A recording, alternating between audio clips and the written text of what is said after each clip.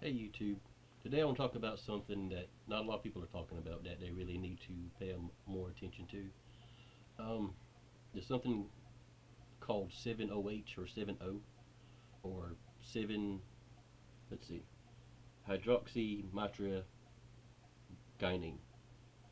Um, it's a semi-synthetic opiate from kratom. Kratom is a natural plant that gets turned into powders and medicines over, I think, in Indonesia somewhere. But it is addictive, and I'm making this video today because I'm a former opiate addict. I spent about 10 years from about 18 or 19 until, God, I think I lied, till about, no, till about 22 on addicted to opiates, and I had a real hard time with it, and I finally went to a methadone clinic and got clean from it for another 10 years. I was completely clean until I went to a smoke shop and decided to cheat the system a little bit and started taking kratom.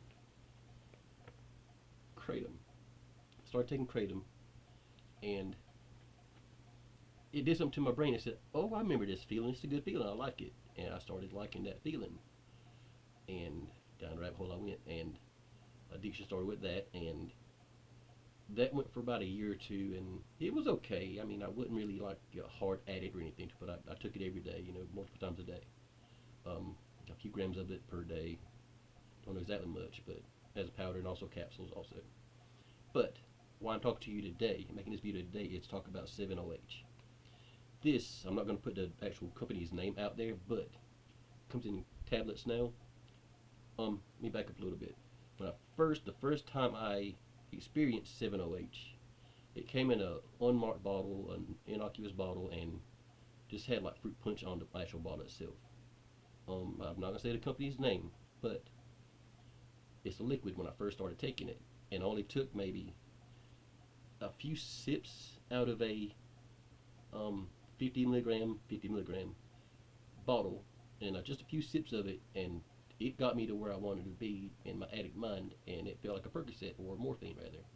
And I was reading up on it a few minutes ago, and it's about 13 times more potent than morphine, and that's crazy, and that's scary because it's accessible by kids that don't got an idea kid if they want to get some in the smoke shop. Just go, here you go, and it's fairly cheap. No, it's not. I lied. It's not cheap at all. Um, the actual liquid when I first started taking it, it was about $15 for this bottle or so, I think. That's only 50 milligrams, and they started making tablets. Now, here's what really got interesting. The tablets started to trigger my brain to say, wow, I like tablets. I remember tablets. They were great. Percocets were great, Morphine was great. Fentanyl was great. But it's legal, so take it. It's okay to take it because it's legal. It's from a smoke shop. It's over the counter, it's safe. That's what my brain was telling me because I, again, am an addict. I'm still an addict right now. Pause. I'm making a video now because I'm 5 days clean from 7-OH, and I'll get more into that in just a second.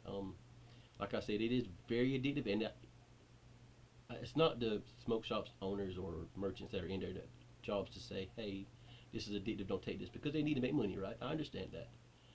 But I wish I would have educated myself about what I was taking, and I didn't until it was too late. And fast forward about maybe 5 years or so, I'm 41 now. My name's Anthony, by the way. I don't know if I've said anything about my name. I'm Anthony.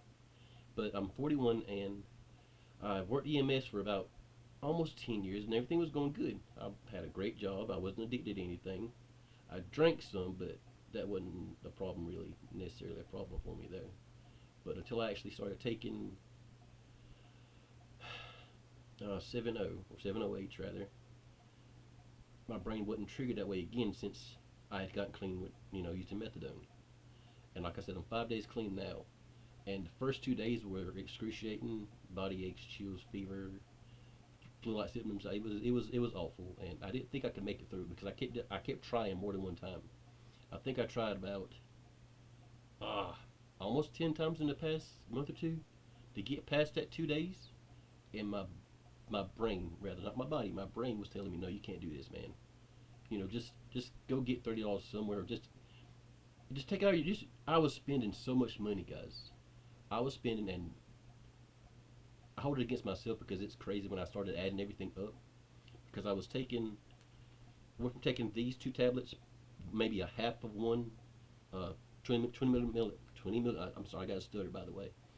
Taking half of a 20 milligram tablet, maybe twice a day when I first started taking them, to taking not just these, no. I was taking these, and I was taking at least all four of these per day. And then that wasn't enough, and I don't have the actual pack of the other one near me right now.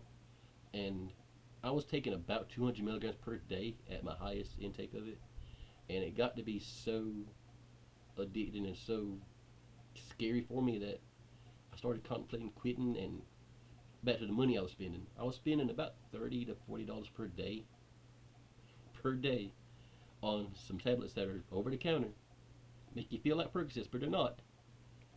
Just to get the height I used to get, and I'm so ashamed of it. And I'm not going to cry right now, but I'll probably cry about it later. I've been crying the past few days, especially the past 3 days or so, because like I said, I'm fully clean. I hadn't taken any kratom or anything to substitute or anything kind of to cheat with or anything. Fully clean. I don't fully clean or not necessarily blood wise, but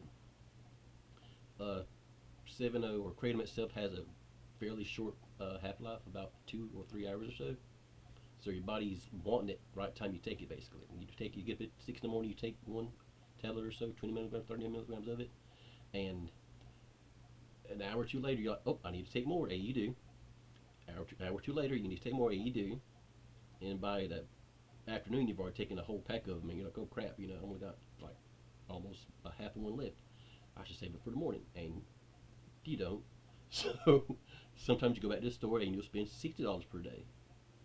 And I did the math, and it's roundabout. I was spending about $900 per month on 7.0, and that's crazy. And I'm not gonna cry about it right now, but I'm gonna cry about it later again. And I was sitting there thinking, I was spending half of my friggin' salary on 7.0 every year for the past like three years solid on 7.0.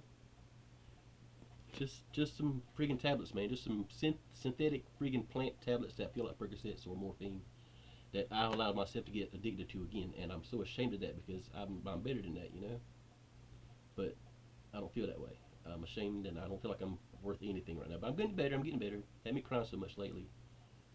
I cried this morning, but hey, I guess my emotions are starting to come back because I haven't really talked about the feeling you get from 7.0, and I don't want to talk anything good about it. I'm not going to say anything good about it because it's scary and it's horrible. And you will feel like you're overdosing pretty much every night that you go to sleep. And that Percocet high feeling that you feel, opiate high you feel, it doesn't last long. It doesn't last long at all. The only reason I've got these packs laying around in the house now is just to make this video because I knew I was going to get clean, and I know I was going to make a video. And what I realized whenever I got clean, I know I'm all over the place. I'm sorry, I don't make videos very often, but I want to talk about this today. What? What's I saying again? Anyway, I probably edited that part out, but these tiny tablets had such a hold on me. Synthetic plant tablets had such a hold on me, man, that I could not even fathom of quitting. But in the back of my mind, I knew that I had quit with methadone before, and I knew it was possible. I knew there was the other side of, getting off of something. That's the one benefit I did have, not an advantage I had over somebody that hadn't taken pills before, because I took a lot of pills when I was younger. I'd been through it before, and I knew there was a light on the other side of the tunnel. Does that make sense? There was light at the end of the tunnel. I knew there was a way to get clean, and I knew it was possible to do so. So, what happened when I got clean was I couldn't afford it anymore. My bank account was getting in the negative. It's still in the negative right now because work kind of quit out on the summer. I'm working now. I'm back at work. I work for a school system. I say that much. And I couldn't afford it. So I was spending my last little bit of money, day by day, spending $30 here this day, and maybe $20 here this day, and it got to where I didn't have any money anymore, and I wanted to quit anyway. And I said, now's the time to go ahead and quit, because I was borrowing money from people and begging money from people, and that's not me anymore. I'm the guy that overcame his addiction before and somehow got right back in it again. So how I feel now is I don't want it anymore. I don't want anything to do with them anymore. Oh, I was saying the only reason I have the packets here is just to show, like, I knew I was making a beat down. I knew I was going to get over this crap, man. I knew I was going to beat it. I knew I was, and I'm glad I did. And I don't want any more of it ever again. I don't want to even see it. And the message I wanted to say really is that if you're an addict, if you ever had opiates and like opiates, because I think personally that if you're ever an addict, you're always going to be one. So people don't think that way, but I do. Personally, I do. And I believe I'm still an addict. Now, I know I am because I just showed you I am. But I feel very deeply that I'm totally done. I don't want it anymore. I don't want anything to do with them. I don't want to go to a smoke shop and see them anymore because I hate where it made me go. I hate where it made me feel like I was before. If that makes sense. Because before it was bad. When I was younger and I was on pain medicine, taking friggin', I think I was taking like 4 Percocet 10s like 3 times a day. And I'm not proud of that, you know. I hate that about myself. I truly hate that about myself, and I can't erase it, but I can grow from it though. And this was a learning lesson for me again that you can't get caught lacking, or your body or your mind will trick you if you've got an addiction problem, you know. I still do vape. I don't smoke, but I do vape still. I've got addictions, you know. I don't drink. It's one thing I did have a slight problem with, but I beat that. It wasn't really that big of a deal to quit it. I didn't really feel like I was addicted to alcohol or anything, so. But I don't do now at all. I'm not better than anybody for drinking or anything. I don't mind drinking. Just not me. And I just want to warn everybody about 7.0 or 708 or Kratom. Kratom itself, I mean, Kratom's alright as long as you use it wisely, but again, it's still addictive, you know. And I thought that I was going to use Kratom to kind of I remember what I was going to say. I thought I was going to use Kratom to stagger down, you know, the dosage of it, and I couldn't afford Kratom either because I was freaking broke, you know. So what I said to myself was, dude, you gotta figure something out, man. So what I did was I would take maybe 30 milligrams a day and see if I was okay with it, if that's all I could afford for that day, or hold on. I did my best to say, okay, tomorrow you can only have 30 milligrams per that day, or I might be able to go buy a pack of them tomorrow. And I might would go buy a pack, but I would always make sure the dose was less than 200. And some days I couldn't take one at all. At all, I would go, you know, sober for a day or two, and I'd be in pain and be crying, and you know, the whole thing shakes and everything. But it got to the point where I couldn't afford it anyway, and I was already wanting to quit. I remember the last tablet I took was about 6 days ago, and it was a 60 milligram tablet. It wasn't one of these packs; it was another pack, but it was a 60 milligram 7.0 tablet, and I took it the whole thing in one time. It was the morning time. I took it about 8 that morning, and I said, "Well, that's it. I can't afford it anymore, you know, so I can't take it anymore." And the first 2 days, it was, like I said, miserable, and it was bad, and I was in pain and body aches and shivers and nose running, the whole flu thing and withdrawals. And the second day was slightly worse than the first day because it was still in my system the first day. The second day was bad. Of course, the sleep is the worst part that I was trying my best to get over. Was the no sleeping part, and I took a lot of Benadryl. You know, too many Benadryls to even talk about right now, but it didn't work anyway. Cause I got the legs were like restless, lazy, that whole thing, and it was almost miserable those first 2 days.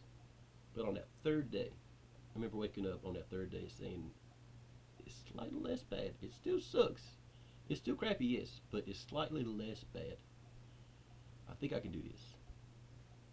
And I was pondering, do I want to borrow money from somebody and say, "Hey, I just want a little money," and I said, no, you made it this far, because I had never made it past that initial 2 days before, you know, and I hadn't been sober in like 3 years, 5 years, yeah, 5 years since, you know, counting Kratom and everything too. But being on 7.0 is about 2 or 3 years now, solid every day high as a kite, you know, most days high as a kite, some days less high, but most days high as a kite, nodding out and the whole thing, and that's miserable. I hated that about myself, man. I don't like nodding out. That's freaking terrible. I don't like to do that shit. Crap, I'm sorry. But that wasn't me. And I felt like I was in a prison that I couldn't get out of. I felt like I did before. So on the third day, I felt slightly less bad. And I said, "Self, you can do this, man. You can beat this." And by about the third day night, I slept better with less Benadryl, and the legs calmed down. And the fourth day, I woke up. I was like, I feel pretty good, man. I think I got this. And I said to myself, I'm gonna make a video, and I'm gonna tell people about 7.0. Even if it doesn't get viewed, I don't care. That's fine. At least I'll have made my attempt to put the word out there that 7.0 is bad. Don't buy it. If you see it in a smoke shop and you got an addiction problem, don't buy it. If you got an addiction problem in the first place, don't go to a smoke shop, because they've got pretty stuff that you're gonna say, oh, weed in a tube that you could just buy. I'm gonna get it. I don't have a problem with weed at all, but there's everything that an addict would want in a smoke shop. And I fully feel that 7.0, 7.0. See if we can get a name of the actual tablet in focus. 7.0 is the worst thing in smoke shops right now. I'll say it. The worst item they sell is 7.0. The most addictive thing they sell is 7.0. Worse than cigarettes, everything else they have in a smoke shop, 7.0 is the worst thing in there. The worst thing. If your kids are taking it and they say it's just nothing, no big deal, take it. Get them help. As far as help goes, studies are showing that it's not really responsive to Suboxone. Methadone, there's some response to it, but not, since it's semi-synthetic and it's not exactly the same molecules that opiates are, they're having trouble, finding a treatment for it that will actually work. So the FDA is planning on banning it, and I really hope they do, because I got in that rabbit hole of, this isn't bad, it's just powder, it's just freaking green tree powder, it can't hurt you. Next thing you know, I was taking this experimental freaking experimental jug crap, just all you take. This one bottle would last me about almost 2 days, and my tolerance got from zero tolerance from it, just a little sip, to about half a bottle of it or so, and then it just rose from there in a matter of, I'll say, weeks.